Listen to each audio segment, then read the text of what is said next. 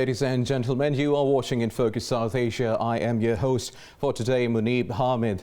Mr. Ijaz Haider, your regular host, could not make it today due to personal commitments. Now, well, our focus today is Taliban and the future of landlocked Afghanistan, which most importantly is dependent upon the economic development under the Taliban rule, but most importantly, international recognition for a country bracing the brunt of war for almost 2 decades. Now, it seems that there is hesitancy and dependency upon how the Taliban behave being in power, with the recent cautious statements from the United States and European Union countries. Now, the European Union has acknowledged Taliban's victory, but still is not ready for the Taliban government formally. The United States of America has frozen Afghan assets worth $9.5 billion.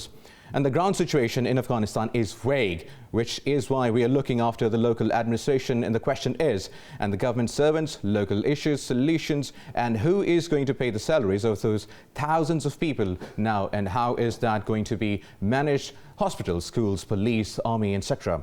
Now, the ambiguity is looming large, and the world is watching, holding themselves back to take any stance in favor or against Taliban. Now, to talk on this, we have with us Lieutenant General Amjad Shoaib, his analyst joining us from Islamabad. Sir, welcome to the program. And joining us is also Mark Meyerowitz, political analyst, professor at State University of New York, Maritime College from New York. Welcome, Mark, to the program. Now, I'll start with General Saab now. Now, we are getting reports of very serious disturbances in Jalalabad. And Mr. Shoaib, this is very important city east of Kabul towards the border with Pakistan, and it is very important trading city and so on. There has been protest there about the national flag. Now, how important is peace for the future trade and stability of Afghanistan? Bismillahir-Rahmanir-Rahim. See, for any country, peace and stability is very important for normal activity, for the people to conduct their normal business, for the students to continue with their studies. Unless until you have complete peace within the cities, or particularly within these bigger cities where we have many business going on, obviously things cannot move if there are disturbances. So the Taliban, I think first and foremost thing will be to ensure that there is a rule of law, and people they start going through their normal routine, and there are no disturbances, there are no protests, there are no killings. There have been cases of some firing, target killing, and also some looting in Kabul on the first or second day. But thereafter, I think the Taliban took over, and subsequently we saw that there was peace prevailing, although there was a bit of calm. Didn't appear to be a normal city like we had Kabul earlier. Maybe people are a bit cautious, but gradually I think people are coming out. And if this peace continues, if the stability continues for a few more days, then hopefully I think people will start having their normal business, and ultimately we'll see that the things have started moving. But as far as the economic activity is concerned, where perhaps they will have to pay the regular emoluments to their government servants, to their security staff, and also to run the hospital, they would need a lot of money. And previously, I think they have been managing, the government was managing through the American assistance aid, which is not there, which is no longer there. But Taliban have been running their affairs through narcotics, etc., and through charging at various security points. So hopefully, I think they will be able to manage some cash, but ultimately it will have to be the international community coming up with the assistance to this government. And whatever conditions have been laid by the international community regarding the rights of the women, regarding the human rights observance, and other, you can say, the normal rules and regulations of the civilized society. I think Taliban are fairly clear that without being a normal country, they will not be able to attract the international community for any assistance. So hopefully, I think things will move in the right direction, but it may take a few months. Now, Mr. Shoaib, you talked about assistance by the international community, and for that development, I'm going to take in Mark into this debate now. We have information that in another blow to the Taliban, the United States has frozen its assets worth $9.5 billion. As per the statement, it reads out as follows, that any central bank assets the Afghan government have in the United States will not be made available to the Taliban. This is what an administration official said. And according to the report, the United States State Department has consulted before the action, as was the White House saying. And the Biden administration was contemplating other actions as well to pressure the Taliban. Now, Mark, what does this mean? Why is the United States trying to pressure the Taliban, and what can they gain from it? Well, first of all, let's be very candid about what's going on here. This is backwards in the sense that the United States should have been positioning itself in terms of what to do when the Taliban took power. They didn't do that because the Taliban took power in 5 minutes on a Sunday, and they didn't expect that. So that's a major policy failure. Second issue is, what is the direction ahead for Afghanistan under the Taliban? That's the bigger question. I mean, the freezing of the assets is one thing, but we've been reading in the New York Times that in Kunduz and other cities, Taliban is calling up the hospital workers, it's calling the sanitation workers, and it's telling them, come to work. Please don't stay home, come to work, because they've come to the realization that yes, they won, but now is a movie called The Candidate with Robert Redford, and he wins the election and he says, now what? Well, this is what the Taliban is in the situation. They just won, and now they don't know what they're supposed to do. So I believe, I would say, that what's going to happen here, I think, and this is just a guesstimate, is that the international community, in particular China, Russia, United States, Pakistan, and others, are going to get together, and they're going to say to the Taliban, look, you want to keep afloat? You want to survive? Well, you've got to work with us, so you need to get certain preconditions. This was done backwards. They should have done this before the takeover, before the pictures that you're showing at the airport, which Americans in particular have been absolutely upset about and horrified about in terms of seeing the humanitarian tragedy. But I think there has to be a stability in Afghanistan, and I think the Taliban need to come to the realization that they need to follow certain conditions. Number one, in order to get the aid that the general and that you were speaking about, and that is to prevent terrorism from coming back to Afghanistan. Number two, for not dismantling the civil society and allowing the participation of women as has been done for all these years, and to move ahead and not go back 5,000 years and destroy Afghanistan. And so I think at the end of the day, what's really important to keep your focus on is the people. And how do we help the people? And the way we help the people is to stabilize the situation. And I think the world community is going to step in, hopefully, and do that very soon. Right now, Mark had a very good point here. Now, Afghanistan does need stability. Now, Mr. Shoaib, with stability in mind, and obviously now that the US has frozen the assets of Afghanistan worth $9.5 billion, how is the Taliban going to manage its affairs? See, first of all, what is being discussed, just to say a few words about that. See, the conditions, the international community may lay down conditions that those are there, but things cannot be exactly the same way that we saw during the last 20 years. The corruption was rampant, and the Taliban say that they are not going to tolerate corruption. So there has to be some kind of, let's say, some kind of strictness, and they perhaps will be punishing people for corruption. When the entire society has been corrupted from top to the bottom, I think there is going to be reaction. And people who are addicted to corruption, they are not going to like the Taliban. We talk about the women's right. There was a lot of prostitution going on, and I don't think Taliban are going to accept the immorality around their cities. We also noted that 7,000 girls during the last period when the United States forces were there, 7,000 young, some of them underage girls, were transported to India, sold out for prostitution. And similarly, many girls were taken to Middle East and sold out. Taliban are not going to tolerate such like things. Then will come the West, and they'll start talking about the human rights and also the rights of the women, because there'll be strictness, they'll be tough on these things. See, there has to be, people have to understand a difference between the rights and the morality. And that rotten society, which perhaps was surviving under the, let's say, under the tutelage or under the cover of a government which was being led by Ashraf Ghani, that no longer is going to be there. And people have to understand the difference between immorality and the right. So I personally have a feeling that for the time being, they are tolerating everything. They are telling people that we should start work.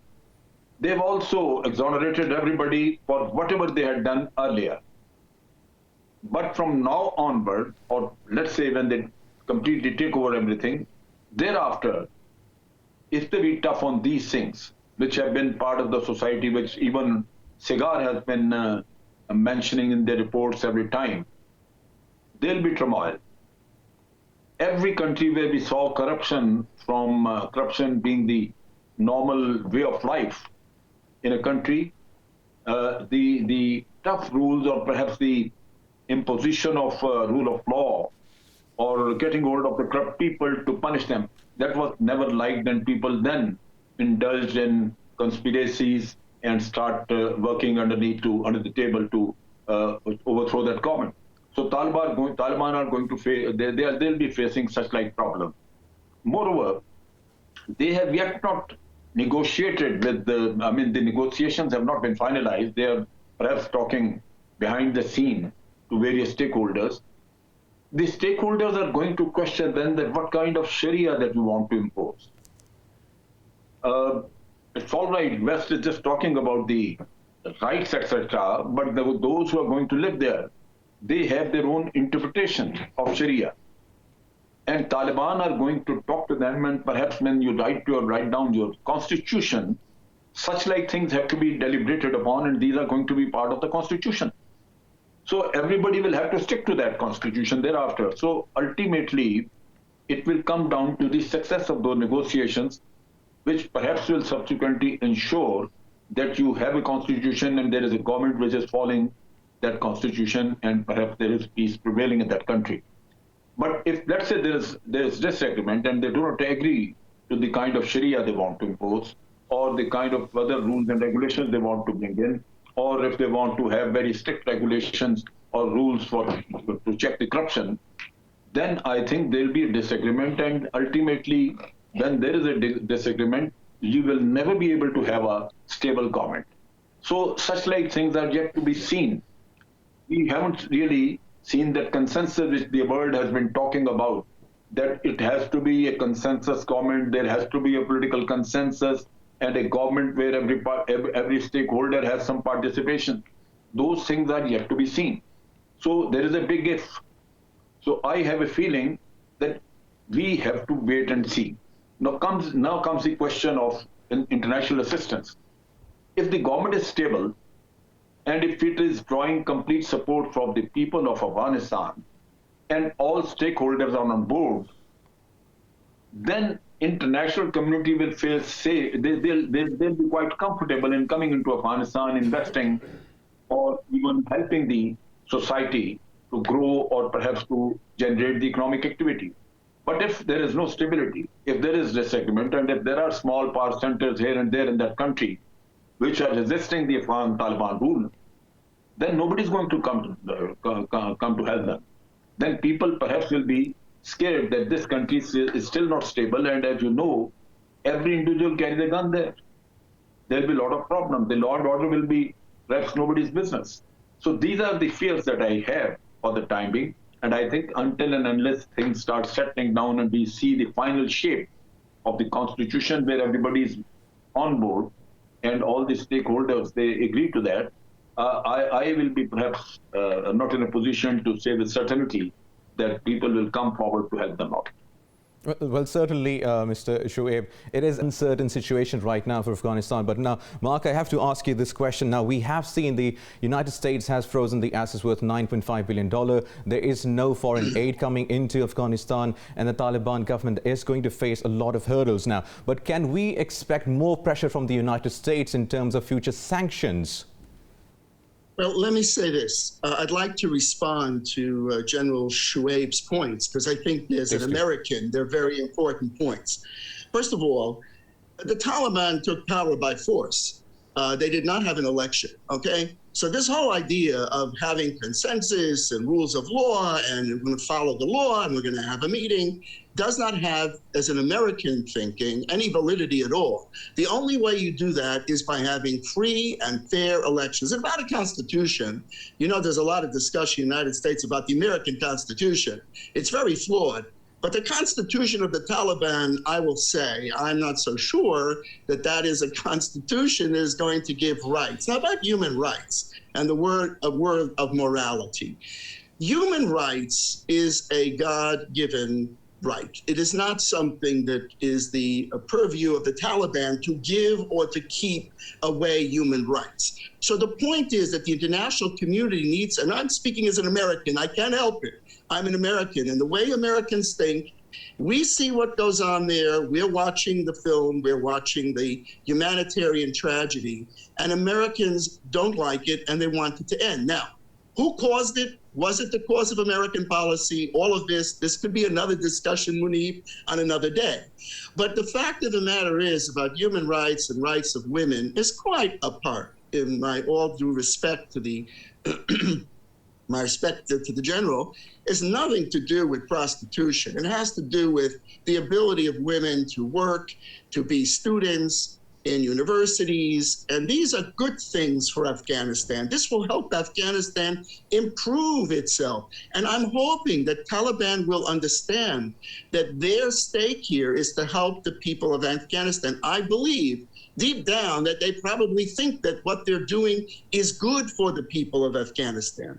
But when looked at the filter and looked at the prism from the American and Western point of view, we are looking in horror and shock at what is going on. And I think the Taliban's steps first and foremost was to say, we're not going to do anything horrific here, is very good, very savvy, and very appropriate. But my point is, in this chess game, what are the next steps that are going to be taken? And I still believe, as I said before, that the international community will not permit a vacuum to occur here. And by the way, China, I'm sure, will come in and do all sorts of infrastructure projects, and Russia and Pakistan, and even the US and international community. And by the way, UNICEF, United Nations institutions, they're there, they're working. So we cannot abandon the people of Afghanistan, but we need to do something about the humanitarian tragedy. So, and the discussion is, what is the American point of view and who is fault, and what America did here is another discussion. Right now, we need to stop and stem the humanitarian tragedy, I think, as an American. And I think that we need to have a stable Afghanistan where the people can be happy and secure and have a good future. And that, I think, the Taliban should be very, very, let us say, pragmatic in terms of how they go forward, because then they'll get recognition, they'll get foreign assistance and foreign aid, and all the things they need that now realize, right, waking up in the morning on Monday and Tuesday and Wednesday, that they need this in order to go forward. So there's going to have to be some sort of a solution, and I'm hoping for a good solution, particularly for the people of Afghanistan. And corruption aside, they need to have a government that is fair and free and for the benefit of the people. That's my optimistic view today. I'm very hopeful. Right, Mark, lastly, very quickly, with all things going in the right direction for the Afghan Taliban, giving all the human rights to the women and all due rights to the public as well. Now, keeping this all in mind, do you still believe, or do you foresee any future sanctions by America on the Afghan regime? Very, very quickly and shortly. I think that it's hard to predict. I think that sanctions are often very counterproductive. I think the way forward is what I described as the international community. Very difficult for the United States to work a solution with China and Russia right now. And Pakistan is going to be very important in forging a great future for the Afghani people. And we need to depend. And Pakistan's a great American ally. So we want Pakistan on board to help us and not go by sanctions. Once you start with sanctions, you really end up with a trajectory that doesn't get you where you want to go. So hoping for the Afghan people to have a wonderful future, and a happy future going forward. Right, Mark Meyerowitz, political analyst from New York. Thank you very much for joining us. Now we're going to take a short break, and with us is still Lieutenant General Amjad Shoaib, and after the break we are going to be joined by Irfan Yar from Ontario, and we are going to talk about the future threats that the Taliban regime in Afghanistan face after the short break.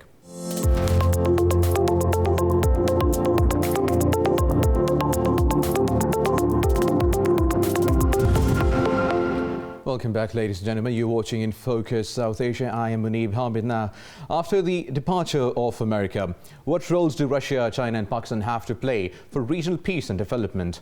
Is the war over for Afghanistan? The Taliban won the war and claim they want no further war. But the million-dollar question is the war really over, or another front has just begun? Now, the fifth-generation war, such as information warfare, asymmetric warfare, media propaganda and hybrid warfare, we cannot ignore the fact that the peace spoiler India, whose sole purpose was to destabilize Pakistan and Afghanistan together, which has been proven by facts of terrorism. Now, India's propaganda war against Pakistan accounts to government officials saying some 845 fake websites were spreading disinformation against Pakistan, and the campaign was spearheaded by Indian news agency ANI. And the campaign involving Afghanistan, supported by some foreign countries, was also mainly aimed at triggering communal hatred, linguistic conflicts and violence in Pakistan. But now, can we expect the same for the new Afghanistan? And we have been joined in this segment by Irfan Yar, founder and managing director of the Afghanistan Security Institute. Also, he is a research fellow and a member of the advisory board at the Global CD Institute, joining us from Ontario. Now, Irfan, this is a million-dollar question. Is the war really over for Afghanistan? So this situation is very complex. If we look at the situation on the ground, since there are no wars. In the long term, there will be no war within the Taliban hands. However, there are rumors that in Panjshir province, the vice president Amrullah Saleh, he went there and has been trying, to collect a new insurgency against the Taliban regime. And I believe personally, if they do not have any foreign support, their resistance will not stay longer. And if the Taliban continue and engage with international, community, the situation seems to be more under control, and the war in Afghanistan will over. Right, General Saab, now, keeping this in mind, obviously, do you think the war is really over for the Afghan Taliban now? I don't think it is over. I have the reason to so. First of all, we must understand that, in the previous segment we were discussing, but I didn't get the chance to talk about this thing a little more. We have to understand that people did not offer any resistance to the Taliban because they had rejected that corrupt system which the Americans had installed. And I don't think Americans were serious in having a stable Afghanistan when they left it. They knew that India is a spoiler. They knew Ashraf Ghani is a spoiler. They had all the influence on both the spoilers, but they never tried to check them. Obviously, the things went on, and then I have the reason to believe that they were not serious about the stability of Afghanistan when they left, because everywhere they are trying to contain China, they are trying to create hurdles for China. And do you think that they were really interested in spending their money and blood to make Afghanistan stable and ultimately present it to China for their economic development? This couldn't have been their intention as far as I can think about it. Personally, I have a feeling that they thought that the Afghan forces and Taliban, they will continue fighting, and people will also get divided, and there'll be a lot of insurgency. And China will never be able to step in. They will never be able to put in their money. And that is how the expansion of CPEC will be checked. Now, things didn't go the way they wanted, or they had perceived them to be.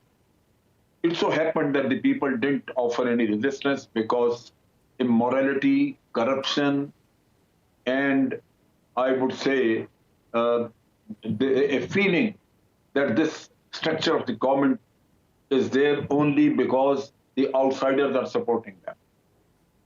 So there's a feeling of, let's say, you can say that the traitors perhaps have invited the outsiders, and now outsiders, they, under the garb that they want to put the things right, they are not leaving, and for too long a period, they have been killing innocent Afghans here and there through their bombing. So there was a resentment, perhaps, and ultimately the structure it just disappeared. So that perhaps is a shock for the Americans, that suddenly they now see that the Taliban are there, and there is a kind of acceptability also, although not overall, but there is some kind of acceptability. Previously, when the Taliban were there, they were fighting. There were militias, and militia were common people. They had joined that militia, and you had very strong militia leaders like Ismail Khan, Dostum, Atanur. None of them could muster strength from the people. They couldn't raise their militia. They didn't have that support. Taliban were the same people. But this time, these warlords or these militia leaders, they were not able to muster enough strength to fight against the Taliban. So those things must be kept in mind, that the system which the Americans had put on ground, that has been rejected. Now, acceptability in the international community, it's a different story. They will recognize the Afghan government. Every country will do that in their own national interest. If it doesn't serve their interest, they will not recognize, like Americans.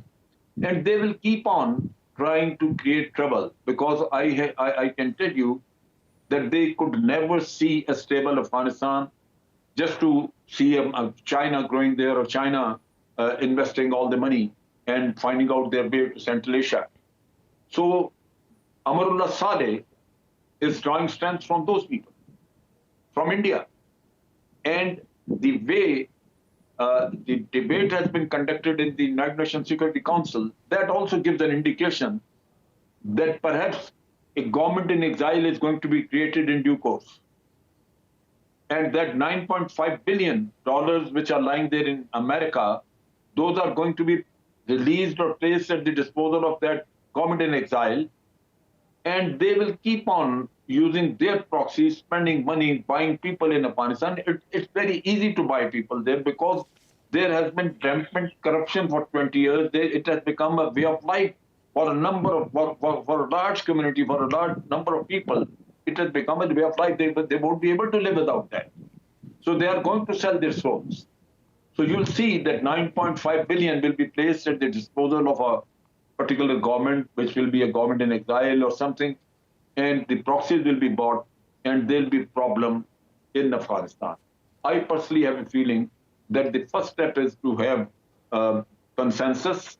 That is very important. It has to be there, and everybody has to be given its due share, the Tajiks, the Uzbeks. If it is not given, then everybody is going to be dissatisfied, and there'll be turmoil. That is the first step. But thereafter, they have to be ruthless as far as the insurgencies are concerned. India spent so much of money, not for the love of Afghans.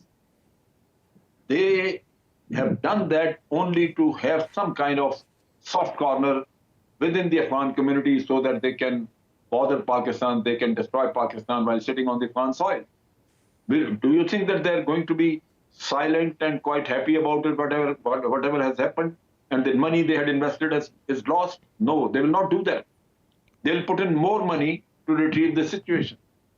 And they will try to buy people within the Afghan leadership to get hold of somebody to conduct this insurgency against the Taliban, so that there is some instability in a particular area from where they can launch their terror organizations against Pakistan.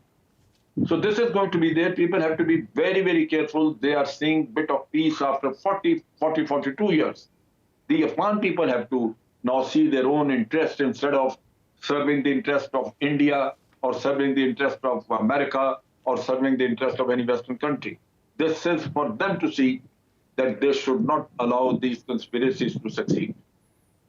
Right, absolutely. Now, Irfan, coming to you, have heard General Amjad Shoaib's comments, and I would appreciate your comments on this too. But we also know that where there are powers in the world who want to see a stable Afghanistan, there are also forces who want to see unstable Afghanistan. And talking of which, India is a very important key player in this position now. And we're talking about the internal instability which can be prompted by Indian proxies right now working in Afghanistan. But how important is that? Because I see, it seems that the Taliban is in control of the Afghan territory. But how important is going to be the fifth generation warfare, the misinformation, because obviously we are living in an era of information? So first of all, in response to my colleague, there's a great misunderstanding within Pakistan, both officially and also for many Pakistani people. That Afghanistan is always used, against India, against Pakistan by India, which I think I do not agree with that. And this is because, because of Pakistan history with India, whatever things, whatever involvement Indian are going to get in Afghanistan, they always feel insecure. Pakistani official always feel insecure. And as he rightly said that, that India is helping Afghanistan for its own interest, and yes, I agree. India has its own interest, and that is, to have close relationship with Afghan people, with the Afghan government, and not necessarily, to harm Pakistan. And you talked about. I beg your pardon to interrupt, but we have seen facts, and we have proofs by the government of Pakistan of involvement of India through Afghanistan to destabilize Pakistan. Irfan. Well, I cannot reject those proofs. However, that is not always the case. That is not always the case. And I would also say, that you talked about the sanctions, trend which was going on Twitter and Facebook. Hundreds and thousands of Afghans were involved in that, even though maybe some report says that there were some fake accounts. To some extent, yes. Recently, we shall, also see that the Pakistani government is trying to have good relationship with Afghans. And that is very appreciable by many Afghans. However, in past, they did mistake. And it is, I think, because of those mistakes that both the countries are now suffering. And I hope, the new chapter, which is going to start in the new, coming future, both the countries will have close relationship based on mutual interest and not to interfere, so that both the countries can trust each other. And that misunderstanding, even though if it is not fact, it should be removed from the Afghan minds. Maybe it is not. That is the misinformation right there. Irfan, we got your comment here. Now, I'd love to have General Saab's comments on this. Now, General Saab, you have anything to say? First of all, we had prepared the dossier and I had seen that dossier. I also attended the briefing. There were money transfer receipts of the banks to the people by Indian raw agents, and those people were there in Afghanistan, TTP people. We gave all the proof, and we also identified 66 training camps of TTP and other terror organizations in Afghanistan. And those proofs were given. We had everything, every proof. We also presented that thing to Ashraf, to Hamid Karzai, where next to this presidential palace, Ramdas Bukti was living. He was kept there. And when we confronted him with the evidence, then he was sent to Switzerland on the Indian passport. See, all along, Indian interests were looked after, and my friend is denying. See, we were the ones who first of all started arresting the Taliban people and handing them over to United States. Even their ambassador was arrested from here, and that was handed over to America, Mullah Abdul Salam. And then we had, we have suffered so much. TTP, these were our tribal people. When America attacked Afghanistan or invaded Afghanistan, they wanted to go and fight against America along with the Afghan Taliban. We stopped them. And they asked a question. They said, when Soviet Union attacked Afghanistan, you all said that this is jihad and go and fight against them. Now you say it is not jihad when America has invaded. How can it be? So when we tried to stop them by force, they got against us, and ultimately they started fighting Pakistan. When they were started fighting Pakistan, they were provided refuge by Afghanistan, and they were all there. Now, Afghanistan all along has been accusing that Afghan Taliban, they are being aided by Pakistan, they are being given or provided safe havens. Now, if in Afghanistan Daesh could survive, TTP could survive, many other IM could survive, why couldn't those Afghan Taliban survive there who actually belong to that area? Why did they require any safe haven in Pakistan? Daesh could survive there, TTP could survive there, Khorasani group could survive there. Now, United Nations says that there are 20 terror organizations, Al-Qaeda and everything. They all can survive. But Afghan Taliban cannot find an inch there. They have to come to Pakistan. What a strange logic. And then also see, Pakistan is not a superpower. If we were supporting or we are doing anything, America had all the intelligence, NATO had everything. Why couldn't they come up with a proof? And Pakistan, of course, is a neighbor, but you should look around and find other neighbors too. Iran is there. They also wanted the United States to go out. Russia is there. Are they American friends? China is there. They are all opposing whatever America has been doing there. And then you blame us. Russia called the conference. Every Afghani goes there running. They attend the conference in Moscow. They have the influence. Pakistan doesn't have influence on everybody. So we have been saying that, look, we have these refugees with us, and Taliban may be having their families here. There are 35 lakh people, 3.5 million. Can we really screen each one of them? You take these refugees, and this problem will be over. But these refugees are there. Now, they have been talking about Quetta Shura. There is the actual Shura which is there in Mashhad. But they will always talk about Pakistan because their minds have been poisoned and polluted by the Indians. Indians have pumped so much of money in their leaders' pockets that they are sold people now. Amrullah Saleh, Muhib, Hamdullah Muhib, what kind of language they were using? They are rascals and have been earning money, getting money from India, and then spitting venom against Pakistan. That is what has happened there. We have suffered. After Afghanistan, if any country has suffered, that is Pakistan, and that is only because we stopped the TTP people from going to Afghanistan and fight against Americans. Had we allowed them, there wouldn't have been any problem in Pakistan. Right, General Amjad, lastly and very quickly, obviously, before we close the program. Now, Afghanistan's stability is very important for the entire region.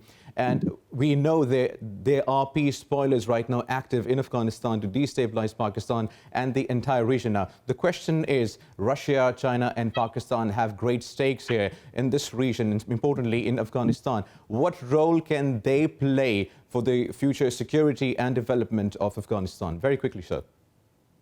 See, these people, they are prepared to help out for their own reason, for their own interest.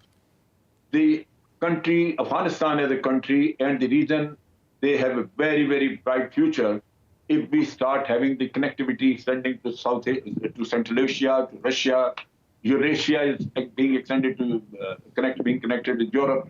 So there is a possibility that the Chinese who want to invest, they will invest, but everybody is going to see that there is kind of stability in Afghanistan where they can put in their money. And that is for the Afghan people to see. I'm saying it time and again. If they are going to look after the Indian interest or somebody else's interest, these people will never have stability in their country. They may keep on blaming Pakistan for donkey's years, but they will suffer because they will not have stability. They have to identify spoilers. They are not using their brain. They are using their emotions. Somebody has polluted their mind. And because of that, there was a time when people or individuals still can go and fight. I mean, we have been having that problem. Why are we putting fence? Why have we been doing this? Only because terrorists were coming from Afghanistan. And we requested the Afghan government to sit with us and work out an arrangement where effective border management can be conducted. They never cooperated. We agreed to sign with them an intelligence sharing agreement so that we can give them the information about the Taliban movement and everybody's movement. Just a day before signing that agreement, Amrullah Saleh refused to sign that. Ashraf Ghani wanted to sign, but then he was opposed by Hanif Atmar. Indians told them not to do that because Indians were not prepared to share the information regarding the Baloch separatists. So these were the hurdles. These people, I feel sorry that our friend Yar, he should get into these things and understand the motives of other countries. He says that they were investing, Indians were investing because they want to have good relations with Afghan. What for? What are the Afghans doing for them? What are they getting something in return from the Afghan people? Except for this abusive language that Amrullah Saleh is hurling about in Pakistan? This is what they are doing. This is the service that they are getting, and for that they are paying them. So people, please, for God's sake, if you want to have peace and stability in your country, do understand the motives. Just don't be a very simple person and start saying that this is what they want to have. They have a lot of love for Afghan people because they are fair-looking people. No, this is not the reason. Absolutely. It is very important. Absolutely. They have never Sri Lanka. Why don't they spend the money there? Absolutely rightly said by Lieutenant General Amjad Shoaib that the people of Afghanistan need to find out and analyze who is the right persons for Afghanistan, who is the peacemaker and who is the peace spoilers. Now, thank you very much, Lieutenant General Amjad Shoaib, for joining us on our program today, and also Irfan Yar, founder and managing director of the Afghanistan Security Institute from Ontario. Thank you very much for joining us on In Focus South Asia. This was today's episode, and we hope that peace finds a place in Afghanistan very soon. Thank you very much for watching.